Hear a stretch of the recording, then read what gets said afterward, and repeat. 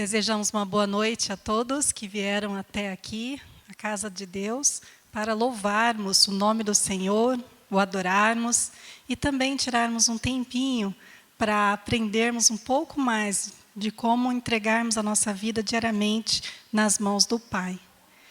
Ele nos ajuda e nos incentiva sempre, para que nunca desistamos da nossa luta diária aqui nesta terra. Então, convido vocês a cantarem conosco o hino de número 464, Não Desistir, 464.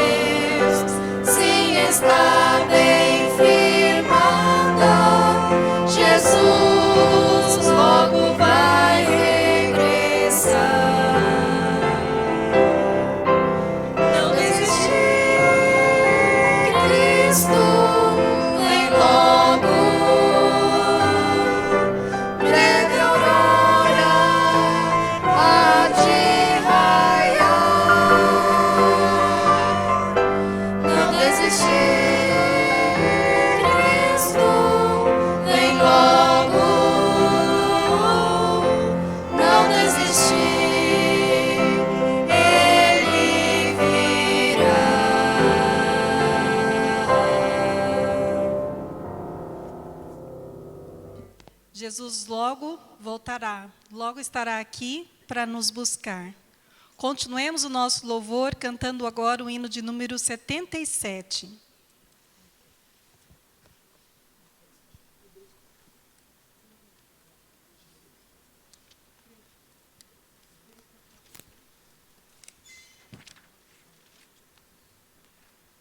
Ó cristãos, avante. Quer cantar, Enzo? Venha.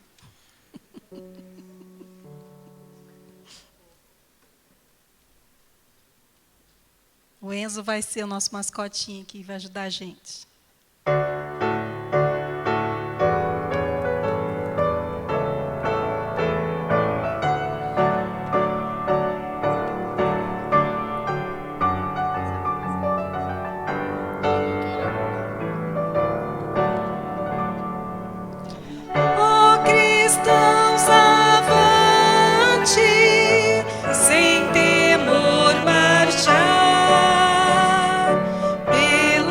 Cruz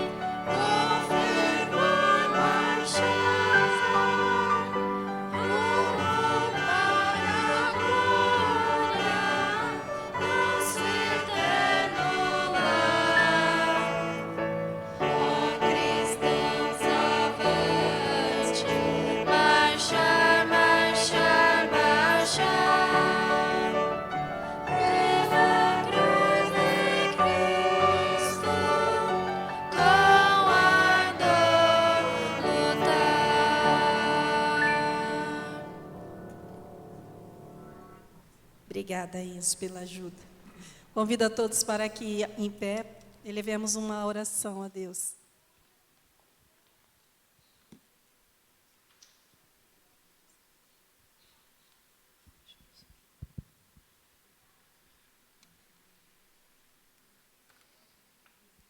Boa noite, irmãos. Deus seja louvado com a vossa presença. Bondoso Deus e Pai, humildemente nos colocamos diante de Ti nesta noite, reconhecendo nossas imperfeições, quão frágeis e fracos somos, mas confiados na Tua graça e misericórdia e no sacrifício de Cristo na cruz, que nós nos colocamos diante de Ti. Clamamos humildemente que o poder do Teu Santo Espírito sobre nós, que o Senhor derrame sobre cada família, que presente sobre cada pessoa representando suas famílias, que seja uma noite de alegria e de bênçãos. Abençoe o pastor Michel, se ilumine-o em suas palavras, que ela realmente venha de encontro às nossas necessidades. Colocamos na Tua presença neste momento, em nome de Jesus. Amém, Senhor.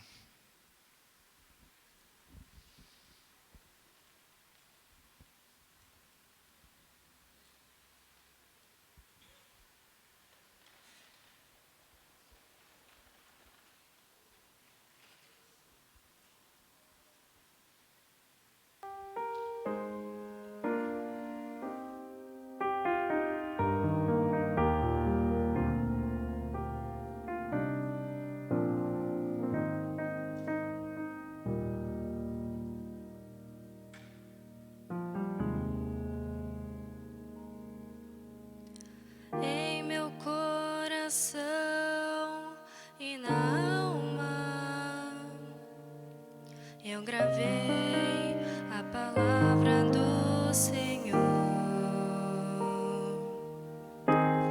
Em meu Salvador permaneço, transformando passo a passo meu viver. Sei que Deus me usará para falar do seu amor em completa comunhão, tornar-me vencedor sobre mim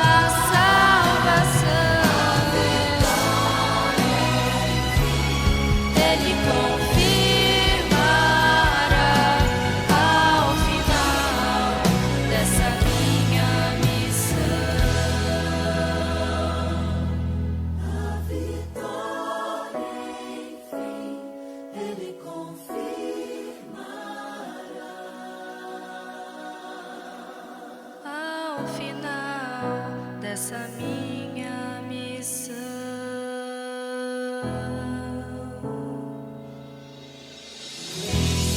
Amém.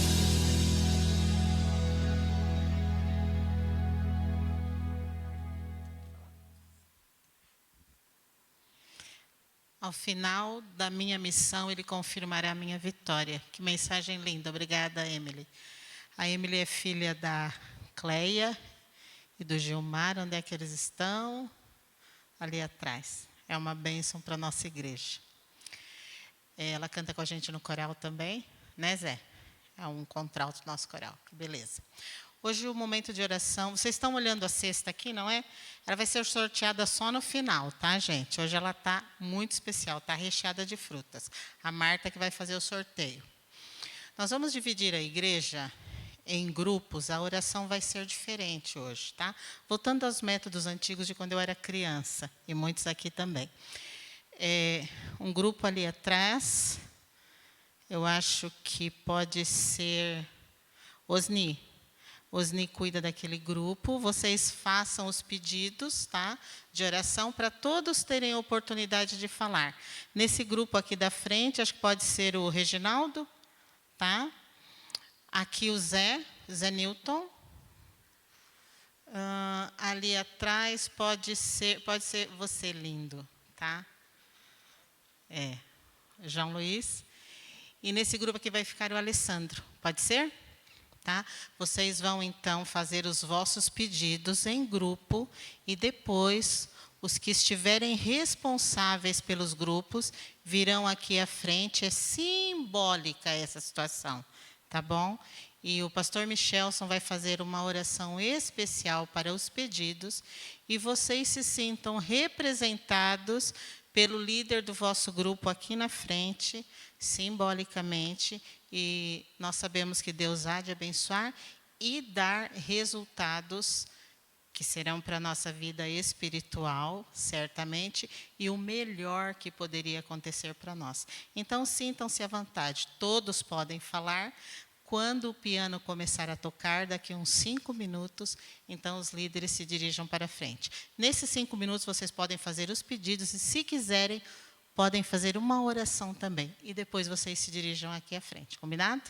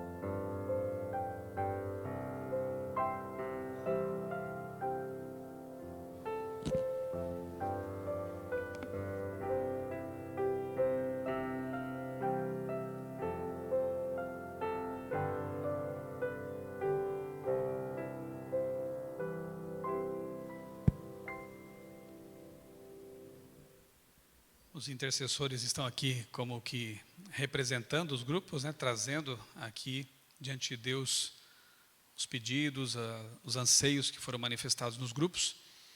E como tem sido feito todas as quartas-feiras, agora teremos a oração, não só pelo que foi dito por vocês, mas pelas famílias também, que é o principal objetivo dessa série. Convido todos então a se ajoelharem conosco aqui à frente também, para que nós possamos orar.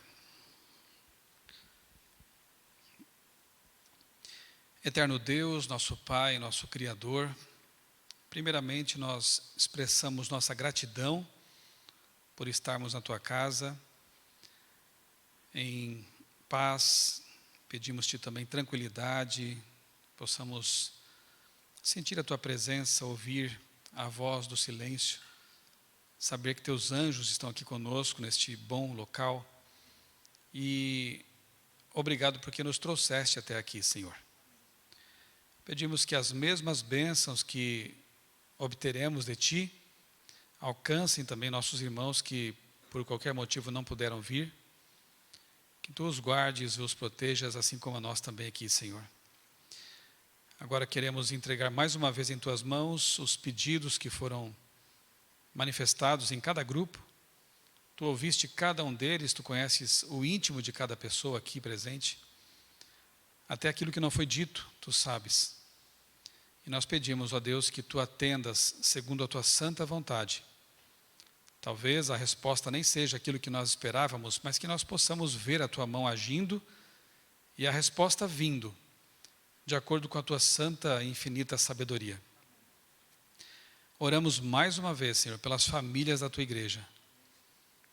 Neste mês, estamos dedicando tempo para refletir sobre esse assunto, em conexão com os eventos finais.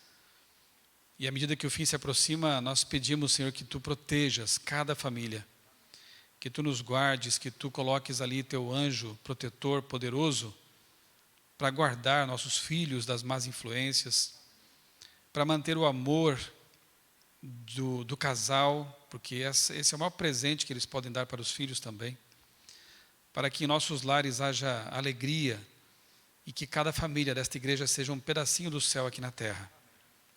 Nós invocamos a Tua bênção, Senhor, sobre todas as famílias da Tua igreja. E pedimos agora a Tua bênção também sobre este culto, que tudo o que for dito aqui, seja da Tua santa vontade, seja do Teu agrado, e para o nosso crescimento espiritual. A Tua palavra será aberta, e nós pedimos que o mesmo Espírito que inspirou os autores, ilumine nossos pensamentos agora, e que Tu fales mais uma vez à nossa mente e ao nosso coração. Nós oramos, pedindo também perdão de nossos pecados, de nossas falhas como pais, como maridos, cônjuges. Nos corrijas, nos ajudes a ser melhores do que quando aqui entramos. Nós oramos e Te agradecemos por tudo, em nome do Senhor Jesus. Amém. Amém.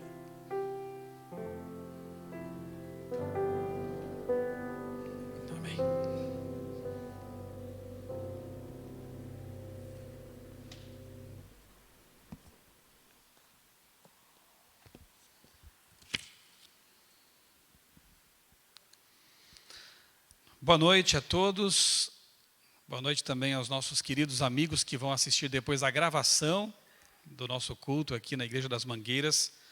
Nós estamos em plena campanha da família, digamos assim. Esse mês de novembro está sendo dedicado, às quartas-feiras deste mês de novembro, estão sendo dedicadas à família em conexão com a escatologia. Essa é a ideia do pessoal do Departamento de Família.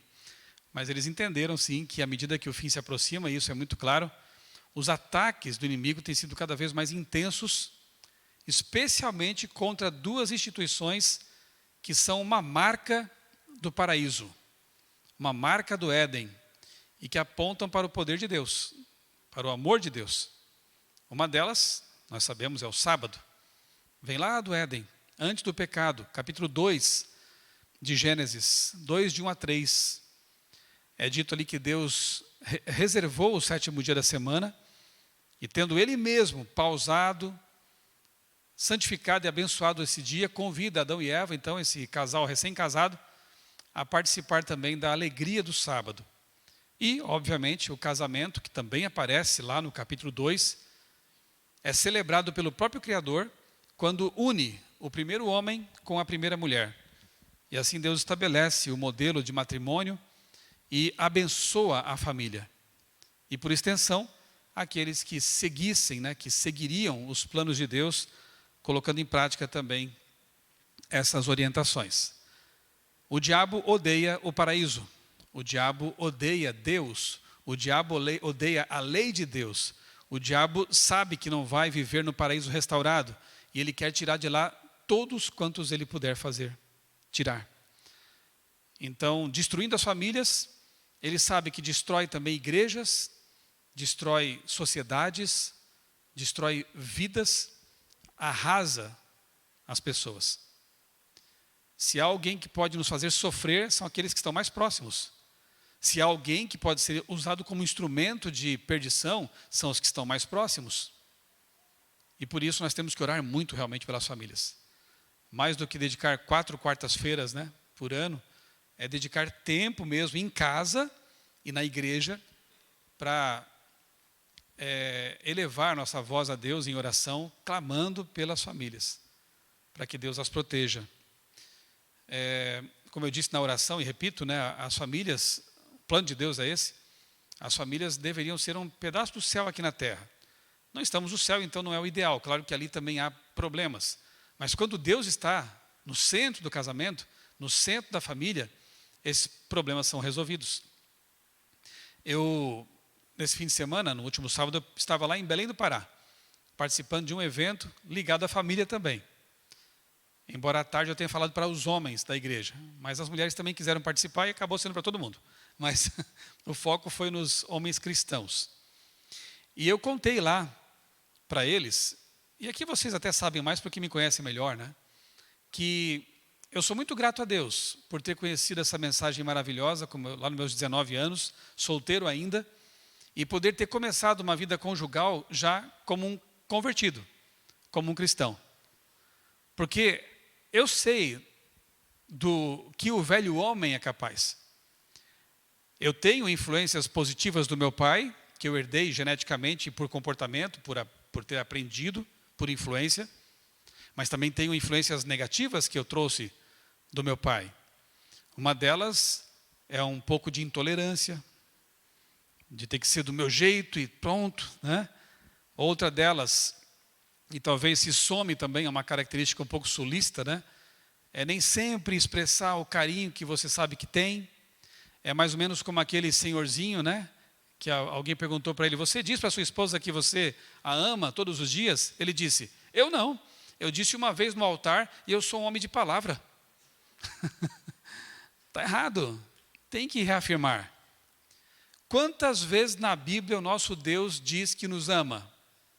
Quantas vezes na Bíblia Deus afirma o seu carinho, o seu cuidado? Ele repete isso ao longo de toda a Bíblia, em várias passagens. E você vai querer dizer só uma vez no altar? E pronto, Então, essas palavras mágicas têm que ser repetidas o tempo todo. Eu te amo. Eu te amo. Para os filhos, para o cônjuge, E por isso eu louvo a Deus.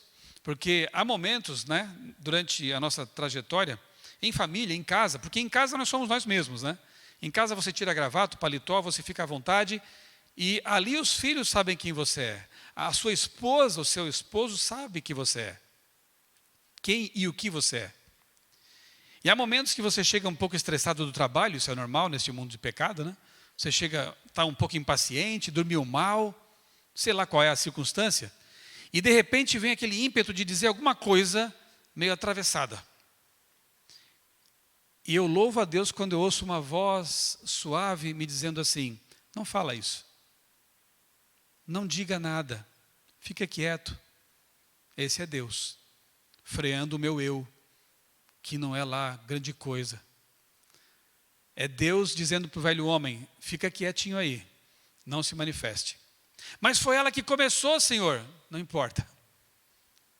Peça perdão. Mas foi ela que disse primeiro. Peça perdão. Como é bom ser cristão. Como é bom ter um Deus controlando nossos pensamentos, nossas atitudes. Como é bom poder, quando erro com o filho, me baixar no nível dele, ali, olhar nos olhos, né, do Micael e dizer assim: filho, perdoa o papai, falei bobagem. Eu nunca ouvi isso do meu pai, perdão, o pai pedir perdão para o filho, né? Mas já disse muitas vezes para meus filhos: filho, me perdoa, eu exagerei, me perdoa, eu não devia ter dito isso. E eu acho que essas marcas ficarão muito mais profundamente gravadas na vida deles do que talvez a marca da teimosia, do turrão, daquele que não recebeu abraços e, portanto, não vai abraçar. Quando eu me casei, eu decidi levar em conta as lições boas do meu pai e aprender por contraste das ruins. E uma delas foi: eu vou dizer eu te amo. Mesmo que eu não tenha ouvido isso, né? Mas eu vou dizer. E eu confesso a vocês que eu não passo um dia, nem que seja pelo WhatsApp, mas eu mando lá para minha esposa um coraçãozinho e digo: eu te amo. Ou então eu digo: já te falei que eu te amo hoje? E ela vai dizer que ainda não. É bom isso, é gostoso. Eu aprendi a gostar disso, né? E eu tenho certeza que Deus, ele é o grande ajudador, porque ele é a fonte do amor. Aquele que não ama não conhece a Deus, pois Deus é amor. Então eu vou à fonte. Senhor, e uma oração muito boa de se fazer é essa: Senhor, me ajuda a amar mais ainda os meus filhos. Senhor, me ajuda a amar mais ainda a minha esposa. Você acha que Deus vai dizer o seguinte: espera um pouco, não é o momento certo ainda? Algumas coisas ele faz isso aí, né? Ele responde desse jeito. Mas essa aí não tem como Deus dizer não posso te dar isso porque não vai ser para o seu bem. Está de acordo com a vontade de Deus. Então, quando você pede algo que é de acordo com a vontade dele, ele dá, ele abençoa. E um pedido mais de acordo com a vontade de Deus não pode ser outro, senão: Senhor, me ajuda a amar mais. E ele vai ajudar você. Então eu louvo a Deus porque nós estamos tendo assim um período na igreja aqui para relembrar o que já sabemos, mas nem sempre colocamos em prática ou às vezes esquecemos, né? Lembrar que a família é a coisa mais importante que temos na terra. Não adianta ganhar o mundo e perder a família, é uma derrota terrível, né? Não adianta salvar muitas pessoas e perder a família. Isso não é vitória. O primeiro campo missionário que temos, já dissemos isso tantas vezes aqui na igreja, né? É a família. Então é ali. E eu fico pensando: será que quando eu estou aqui assumindo o púlpito ou fazendo qualquer outra coisa na igreja, ao os meus filhos me verem, eles podem pensar: aquele é o meu pai, ele é em casa o que ele é aqui. Isso se chama coerência e integridade. Será que quando a minha esposa, estando sentada ali, ou eu sentado ali e ela pregando aqui, existe um sentimento bom de saber que aquele é o meu marido, ele tem defeitos, mas é um homem de Deus? Isso é coerência, isso é integridade. E não tem nada mais precioso do que isso. Deus nos ajude a ser coerentes e íntegros, né? E ser bons filhos, pais, esposas em nosso casamento. O tema de hoje é o selamento. As famílias, o selamento e o tempo do fim, né? Na Bíblia, o conceito de selo, de selamento, ele é bem presente. Ele está lá no Antigo Testamento, ele atravessa o Novo Testamento e chega no Apocalipse com muita força. Nós temos textos, por exemplo, vamos abrir juntos aqui agora os textos. João capítulo 6. Eu vou usar aqui só alguns textos do Novo Testamento. No Antigo também, vários deles, mas eu vou usar aqui uns 5, 6 textos do Novo Testamento. João 6, 27, diz assim: trabalhem não pela comida que se estraga, mas pela que permanece para a vida eterna, a qual o Filho do Homem dará a vocês, porque Deus, o Pai, o confirmou com o seu selo. Então Deus, o Pai, confirmou Jesus Cristo, que foi o seu enviado, né, à terra para ser o nosso Salvador, com o seu selo. A ideia do selamento, do selo, tem que ver com pertencimento, ou com bênção também, ou com proteção também. Outro texto interessante, 2 Timóteo 2,19. Vamos lá. 2 Timóteo 2, verso 19. Aqui o apóstolo Paulo se vale também desse conceito. 2 Timóteo 2, 19. Entretanto, o firme fundamento de Deus permanece, tendo este selo. Que selo? O Senhor conhece os que lhe pertencem. E mais, afaste-se da injustiça todo aquele que professa o nome do Senhor. Então aqui o selo tem que ver com o quê? De novo, pertencimento. Aqueles que lhe pertencem. E mais, Paulo adiciona, afaste-se da injustiça todo o que professa o nome do Senhor. Se você tem o selo de Deus, você pertence a Deus, e Deus espera que você fuja do pecado, fuja da injustiça. Porque você pertence a Deus. Você não é mais de si mesmo. Você tem um carimbo aí em você, garantindo que você pertence ao Criador. E essa é uma decisão que a gente faz livremente, conscientemente. Senhor, eu quero ser selado. Eu quero te pertencer. Efésios, capítulo 1, versos 13 e 14. De novo, Paulo, ele coloca aqui o conceito de selo. Efésios, capítulo 1, 13 e 14. Diz assim o apóstolo, inspirado. Efésios 1, 13 e 14. Mas agora em Cristo Jesus, vocês que antes estavam longe, foram aproximados pelo sangue de Cristo, porque Ele é a nossa paz. Porque Ele é a nossa paz. De dois povos Ele fez um só, e na sua carne derrubou a parede de separação que estava no meio, a inimizade. Eu estou lendo o capítulo 2, versos 13 e 14, só para testar se alguém estava acompanhando. E vocês nem falaram nada, né? Então vocês estão distraídos. Capítulo 1, versos 13 e 14. Agora sim, diz assim o texto. Nele também vocês, depois que ouviram a palavra da verdade, o evangelho da salvação, tendo nele também crido, receberam o quê? O selo do Espírito Santo da promessa. Então aqui o Espírito Santo é colocado como um selo. Ou seja, quem é do Espírito Santo é de Deus, porque o Espírito Santo é Deus. Então nós somos selados, nós pertencemos, não somos de nós mesmos, né? Então o selo do Espírito ele tem que ver com a conversão, com a entrega da vida do coração. Mas no Apocalipse, nós encontramos um selo escatológico, que será aplicado sobre aqueles que já têm o selo do Espírito, porque já são convertidos. Mas encontramos também o selo do anticristo, a marca da besta. O Apocalipse é o livro dos contrastes, né? Você tem ali a mulher vestida de sol, do capítulo 12, tem a prostituta do capítulo 17. Você tem Jesus, o Cordeiro de Deus, e tem a besta, o anticristo.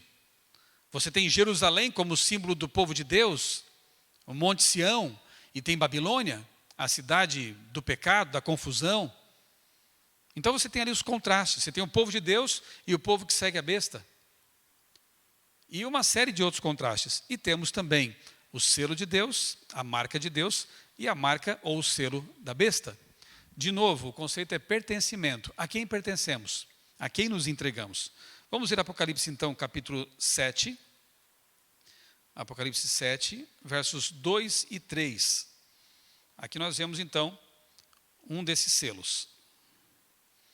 Diz assim o texto.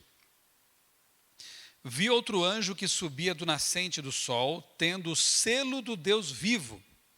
Ele gritou com voz bem forte aos 4 anjos, aqueles que tinham recebido poder para causar dano à terra e ao mar, dizendo: não danifiquem nem a terra, nem o mar, nem as árvores, até marcarmos com o selo a testa dos servos do nosso Deus. Por causa de textos como esse aqui e outros, há quem creia que a terra não será devastada por uma guerra total, uma guerra atômica, por exemplo. Até porque, se acontecesse isso, não haveria ninguém para receber Jesus quando ele voltasse. Como disse Albert Einstein, a terceira guerra mundial será travada com bombas atômicas. E se houver uma quarta, vai ser com paus e pedras. Porque a humanidade voltaria a um estágio de total devastação, né? Talvez nem houvesse alguém para tirar pedra em ninguém também, né? Então, aqui diz que não deixe que as plantas, as árvores, a terra seja destruída, sem que antes o povo de Deus seja selado. É o selo escatológico, porque o selo do Espírito já está aplicado sobre eles. Eles já haviam se entregado a Deus, dado o coração para Deus, atendendo o convite que diz: dá-me, filho meu, o teu coração, e os teus olhos se agradem dos meus caminhos. Aqui é o selo escatológico. Então, até o fim, embora haja guerras, rumores de guerras, convulsões sociais, não haverá uma destruição planetária, como alguns às vezes aí ficam anunciando, né? Até que haja o selamento, pelo menos não. Capítulo 9, verso 4 agora. Apocalipse 9, 4. Diz assim: e lhes foi dito que não causassem dano à erva da terra, nem a qualquer coisa verde, nem a árvore alguma, e tão somente às pessoas que não têm o selo de Deus na testa. Uma coisa que fica bem clara no Apocalipse é que o selo de Deus é aplicado unicamente na testa. Enquanto a marca da besta, não vou ler aqui o capítulo, você conhece muito bem, Apocalipse 13, 16, a marca da besta é aplicada também na testa, mas tem uma diferença. Ela pode ser aplicada na mão direita. O que pode representar a testa? Será que é um carimbo literal? Ora, o Espírito Santo não é um selo. Jesus não é um selo. Isso tem um significado simbólico, né? No Apocalipse não é diferente. Não vai chegar ali um anjo com um carimbo na mão e marcar a sua testa como alguns pensam, né? E outra coisa, marca da besta, ela se opõe ao selo de Deus. Então não pode ser um código de barras, um chip, um biochip, um QR Code ou coisa parecida. Por quê? Porque o selo de Deus escatológico, ele constitui um mandamento que aponta para o Criador. De novo, é pertencimento. Eu sou do Criador. Isaías 8,16 diz: sela a lei no coração dos meus discípulos. Então temos uma pista aqui. A lei de Deus contém um selo. Ela pode e deve ser selada no coração. E quando você analisa, pelo menos nós temos a vantagem de ter muitos achados arqueológicos que nos ajudam nisso, né? Quando você analisa um selo antigo dos tempos bíblicos, que podia ser um anel com caracteres em baixo relevo, tipo um carimbo mesmo. Podia ser algo pendurado no pescoço, um carimbo desse tipo, podia ser de pedra ou metal. Ou então um sinete, né? Um carimbo com uma haste, e aí o rei, o governador, aplicava ali o carimbo sobre cera quente, por exemplo, ou algum material que pudesse colar um documento. Ele aplicava o carimbo e aí as pessoas saberiam que aquele documento estava lacrado, protegido pela autoridade que havia selado. E esses selos antigos continham basicamente três informações. Primeira, o nome da autoridade que estava selando. Vai lá, rei Nabucodonosor. Segundo, a autoridade ou cargo que ele desempenhava, rei de Babilônia. Terceiro, a jurisdição, todo o império babilônico. Então tinha que ter três coisas basicamente: o nome da autoridade, o cargo dela e a jurisdição, a área de atuação. Quando você vai aos mandamentos, porque Isaías nos diz que a lei ela é selada, quando você analisa os 10 mandamentos lá de Êxodo capítulo 20, um por um, você percebe que alguns deles até trazem o nome da autoridade, Deus, o Senhor, mas somente um traz o nome, o cargo e a abrangência, a jurisdição. E eu já vou aqui resolver para vocês. Depois em casa você pode conferir. É o 4º mandamento, que diz: lembra-te do sábado para o santificar. 6 dias trabalharás e farás toda a tua obra, mas o 7º dia é o sábado de quem? Do Senhor teu Deus. Não farás nenhuma obra, nem tu, nem teu filho, nem tua filha, e etc. Porque em 6 dias fez o Senhor. Se ele fez, ele é o quê? É o Criador. Céus, terra e tudo que neles há. Jurisdição, universo. Então no 4º mandamento nós encontramos o selo de Deus. O selo de pertencimento também. Porque quem guarda o sábado está dizendo o seguinte: eu reconheço Yahvé, ou Yahweh, ou o nome que você preferir pronunciar, é o tetragrama hebraico, né? Eu reconheço a Deus como meu Criador. Reconheço que ele criou o mundo em 6 dias literais de 24 horas, portanto, eu creio na literalidade e factualidade do relato da criação. E, portanto, eu também creio que o casamento é como Deus criou, porque está naquele capítulo. No capítulo 2, que continua o relato da criação. Eu creio, porque Deus disse que foi assim, e eu creio na palavra. Então, o sábado, ele se constitui no selo escatológico. Se o selo escatológico de Deus, que é aplicado somente na testa, porque ou você crê ou não crê, eu tenho certeza que os que guardam o sábado aqui fazem isso livremente. Ninguém aqui é obrigado a guardar o sábado. Eu nunca fui obrigado a guardar o sábado. Eu passei a guardar há 30 anos o sábado, porque eu reconheci que é um mandamento de Deus. E é uma bênção para mim e para a minha família. Eu guardo o sábado porque eu entendi. Lóbulo frontal, né, a sede da razão, das tomadas de decisões racionais. Eu entendi, o selo foi aplicado na minha testa, dentro dela, na verdade. Então, não há outra opção para quem guarda o sábado. Ou você aceita e faz isso livremente, ou você discorda e não faz isso. Já a marca da besta, que se é a marca da besta só pode ser uma oposição à marca de Deus, e portanto não pode ser um código de barras, não pode ser qualquer outra coisa senão um dia. Porque o selo de Deus escatológico é um dia. Então, assim como o anticristo se parece com Cristo, mas nega Cristo, é contra Cristo, a marca do anticristo tem que se parecer com a marca de Deus, mas nega a marca de Deus. Então, o que é a marca da besta? É um dia. E o único dia que foi criado para ser uma oposição ao sábado, uma pretensa santidade que ele não tem, é o domingo. E a gente fala isso com respeito àqueles que guardam o domingo, mas a verdade tem que ser dita. O domingo, e outra coisa, a marca da besta, assim como o selo de Deus escatológico, não foram aplicados ainda.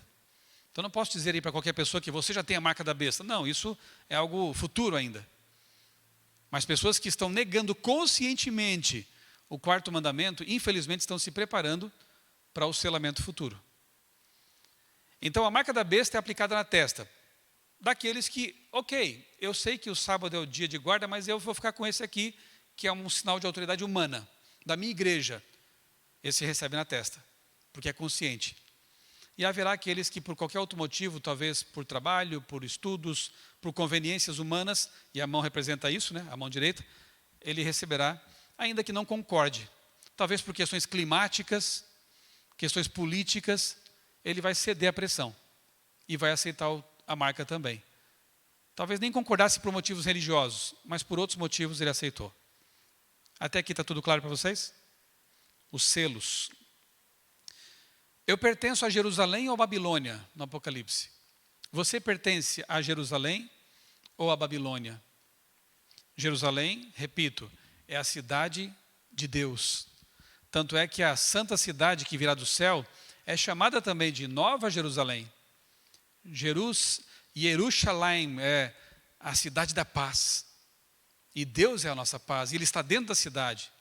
Você pertence a Jerusalém ou você pertence a Babilônia? Babilônia é confusão. Babilônia é o erro. A minha irmã, a Michela, lá de Criciúma, está lendo esse livro aqui, e eu acho que boa parte da igreja de Criciúma também está lendo. O livro do pastor Josanã Alves, grande homem de Deus. Herdeiros do Reino, 4 jovens em Babilônia e sua fidelidade a Deus. Livrinho muito interessante, eu comecei a ler também, por influência dela. E aí aqui nas páginas 17 e 18, a Michela até que me apontou isso, achei muito interessante aqui, as reflexões do pastor Josanã. Eu quero compartilhar com vocês algumas coisas que estão aqui escritas. Essa não era a abordagem, pelo menos inicial, de Babilônia. Ou seja, invadir e destruir tudo. Eles não faziam isso. Eles tinham outra técnica, outra tática. Para começar, se não houvesse resistência, eles não destruíam as cidades conquistadas. Preferiam conquistar de outro jeito. Esse foi um dos motivos pelos quais o profeta Jeremias pediu várias vezes para que Jerusalém não resistisse à Babilônia, nem tentasse pedir ajuda militar ao Egito. Babilônia tinha uma abordagem cultural. Olha a sutileza, gente. E você lembra como é que foi para Daniel e seus amigos? Eles pensavam talvez que agora estamos perdidos. Vão nos levar presos para lá, vão nos matar, vão nos escravizar e acabou. Mas quando chegam lá, eles encontram uma mesa farta da comida que vinha da mesa do rei. Eles não precisam nem fazer vestibular, já estavam automaticamente matriculados nas faculdades da Babilônia. O nome deles é trocado de Daniel para Beltesazar. Daniel, um nome que exalta o Deus de Israel. O Senhor é meu juiz. Para Beltesazar, um nome que homenageia o Deus Bel da Babilônia. E os 3 amigos também têm os nomes trocados para deuses, para nomes que homenageavam deuses babilônicos. Então Babilônia tentou mudar o caráter deles. Quem cedia ficava na boa. Quem resistia era perseguido. Então não pense que todo adventista vai ser perseguido. Muitos não serão. Aqueles adventistas culturais que já cederam à cultura vão entrar no esquema. E não precisa se preocupar com perseguição, preocupar com outras coisas. Que depois vem coisas mais sérias, né? Diz mais aqui o capítulo. Foram recebidos com honras e viram diante deles uma mesa com alimentação tirada das finas iguarias da mesa real e do vinho que o próprio Nabucodonosor bebia. Eles se recusaram. Não vamos beber esse vinho, nem comer esses porcos aí, esses camarões e essas lagostas que deveria haver ali. E agora? Mas faça uma prova com a gente. Foram educados? Foram coerentes? Faça uma prova. Se a gente ficar mal, a gente come tudo isso aí. Mas 10 dias depois estavam muito melhores que os outros, né? Deus abençoa os que são fiéis. Em seguida, souberam que passariam por um processo de assimilação cultural, recebendo todo o conhecimento babilônico ao longo de 3 anos, ao final dos quais eles serviriam ao rei. Agora presta atenção nisso aqui. Daniel e seus amigos perceberam qual era o verdadeiro método de conquista de Babilônia. E não é por acaso que João usa a Babilônia como símbolo da apostasia no Apocalipse. Não existia mais Babilônia no tempo de João, mas ele usa como símbolo por causa dessas coisas aqui, ó. Eles entenderam que Babilônia não começa perseguindo, mas confundindo. A grande estratégia do império era envolver os exilados de tal maneira que eles se tornassem mais babilônicos do que hebreus. Diga para mim, se não é isso que Babilônia tem feito com nossas famílias. Por meio dos filmes, das séries, das novelas, se é que existe ainda, não sei, dos livros, da cultura. O diabo nem sempre vem com perseguição aberta, porque ela tende a manter as pessoas mais fiéis. Adventistas que passaram por regimes comunistas, por exemplo, na Ucrânia, na Albânia e mesmo em Cuba, tendem a ser mais fiéis, porque eles não têm a liberdade e os confortos que nós ainda temos, por exemplo, no Brasil. Eu entrevistei vários desses, cubanos, entrevistei ucranianos, por exemplo, a Svitlana, que já pregou nesta igreja. E eu perguntei para ela, irmã, como era antes do regime comunista e como se tornou depois? Ela diz, era horrível, terrível, opressor. Porém, eu tenho saudade da fidelidade dos irmãos da igreja. Eles não podiam ser vistos com livros, ou vender livros era algo criminoso naquele tempo. Então eles pegavam cobertores, cobriam as mesas da cozinha, iam para debaixo da mesa e datilografavam as páginas do livro Desejado às Nações, o Grande Conflito, colocavam carbono para poder imprimir 4, 5 páginas de uma vez. Encadernavam, e por que os cobertores? Para abafar o barulho. Porque se a polícia ouvisse alguma coisa como máquina de escrever sendo usada, eram presos. E o material confiscado. E assim eles encadernavam, um por um, colavam e distribuíam entre eles. Eu peguei na mão desses livros. Me emocionei, porque eu conheço a história. E ela me disse, a Svitlana, depois que o regime comunista teve fim e a democracia começou a tomar conta ali do país, infelizmente, muitos adventistas se aculturaram. Aí entrou em cena o quê? A ganância, o capitalismo desenfreado, o desejo de ter mais e mais, e começaram a se esquecer daqueles tempos de privação e de fidelidade. O diabo nem sempre vai usar a perseguição aberta, mas uma coisa ele vai usar, a cultura. A contaminação, como tentou fazer com os Daniel e seus amigos. Na página 18, Babilônia só persegue quem ela não consegue confundir. Percebeu? Babilônia só persegue quem ela não consegue confundir. O grande desejo do inimigo é nos tornar adventistas culturais. Você já ouviu falar nesse tipo de adventista cultural?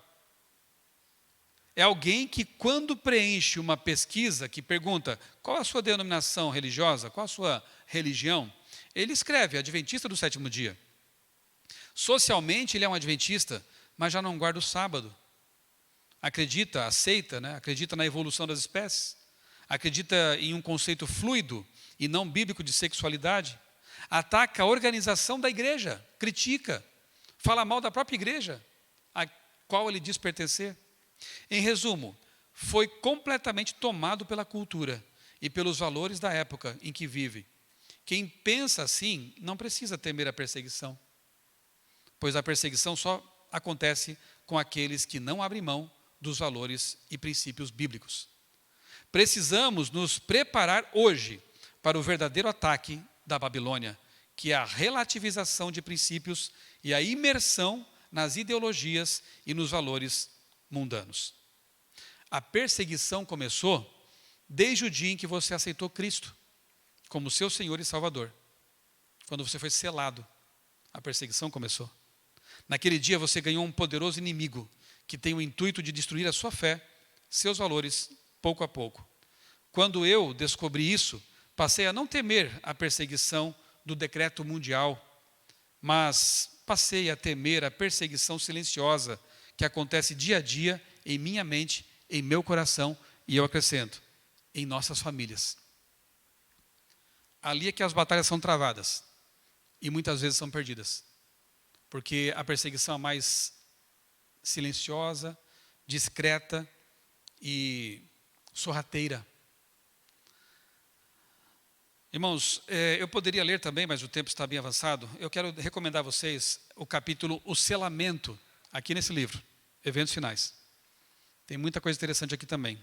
Ellen White fala do selo de Deus, o selo da marca da besta, né, nesse capítulo também, que é o capítulo, deixa eu já dar aqui para vocês certinho a informação, é um dos últimos lá.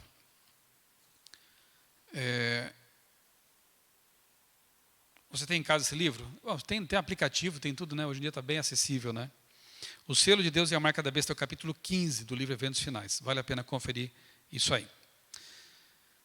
Sabe, quando eu falo assim dessa questão da fidelidade, do olhar mais para Jerusalém do que para Babilônia, viver em Jerusalém e não em Babilônia, eu me lembro de uma viagem que nós fizemos uma vez em família.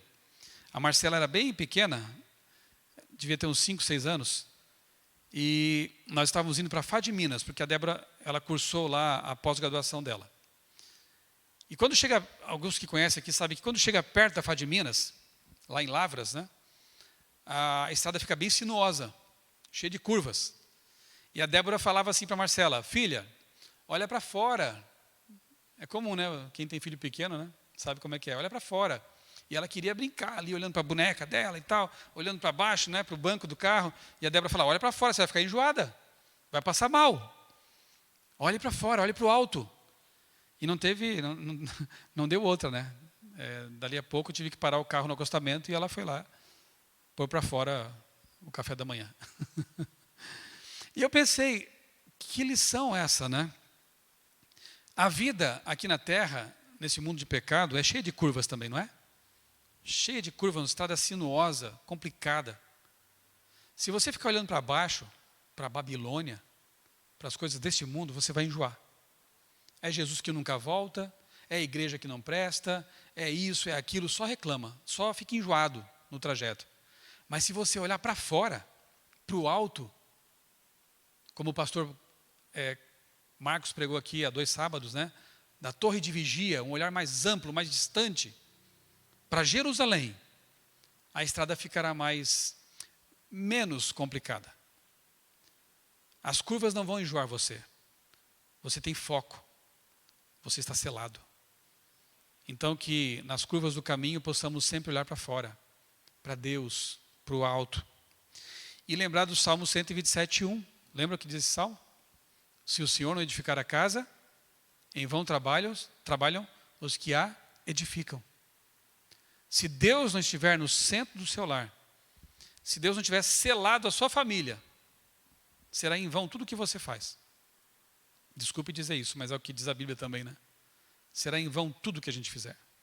Não adianta ter título acadêmico, não adianta ter uma bela de uma casa, carro do ano, e a casa, lar, não ser edificada por Deus. É uma perda eterna, triste e terrível. Façamos a nossa parte. Vamos pedir a Deus que nos cele com o seu Santo Espírito. Vamos fazer de tudo para que nossos filhos queiram ser selados pelo Espírito. Para que no fim da história deste mundo, todos nós, pais, mães e filhos, sejamos selados com o selo escatológico do Santo Sábado de Deus. Que não é só um dia, é um reconhecimento de que Ele é o nosso Criador. Acima de qualquer ideologia, acima de qualquer outra divindade concorrente. Deus, o Deus da Bíblia, é o nosso Criador. Que nós estejamos firmes até o fim, para que em breve possamos ser selados para todo sempre. E esquecer para sempre Babilônia e viver para sempre com Deus no lar dele, no lar que Ele preparou para nós, como famílias, como remidos para todo sempre. Amém. Nós vamos cantar o último hino. Qual é o hino? 592. E após cantarmos e louvarmos a Deus com esse hino, nós vamos ter uma oração de dedicação das famílias aqui mais uma vez. Pedir que Deus Ele aplique sobre nós o selo do Espírito e nos mantenha firmes até o dia em que o selo escatológico será aplicado também sobre a nossa fronte, sobre a nossa mente. Vamos cantar com bastante fé, bastante entusiasmo, em pé ao som dos instrumentos.